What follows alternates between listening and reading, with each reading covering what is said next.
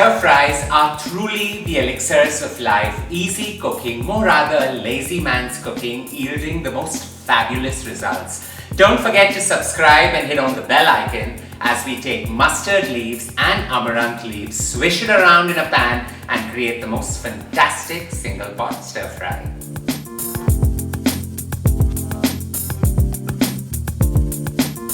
Each step involving the principles of a stir fry have to be highly flavorful. So into a cast iron pan, nice and hot, goes in some toasted sesame oil, nearly 20 to 25 mils, along with some roasted red chili oil for that speck of flavor.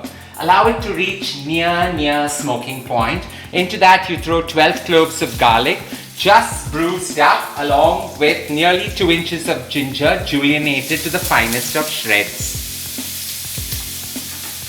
Allow this to swizzle and stir with each other. That good fat is required to bring everything together.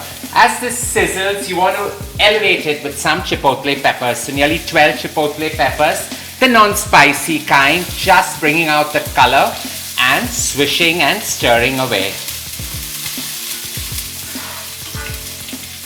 Highly flavorful ingredients are required for an effective stir fry. So nearly about 200 grams of shallots, the small red kind, just quartered up, going in, giving it that elegant flavor and allowing everything to come together really well. Swishing this for nearly 2 to 3 minutes and having a little bit of fun in the process, and that's the joys of cooking. Into that goes 1 red bell pepper juliennated, along with 1 yellow bell pepper. All the nutrients intact and more importantly, so pretty to look at. Perfectly wilted. Now is the time to flavor this and give it a very autumnal winter feel, and that goes with the rind of 1 orange, finely grated, and you want the essential oils just to merge and mingle with everything together.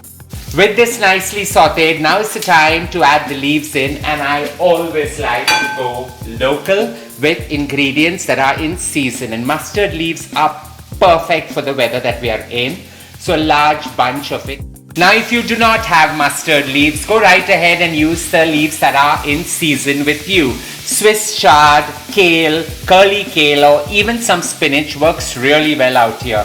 Into this goes now a bunch of amaranth leaves. Fiber overload, but so dense and rich.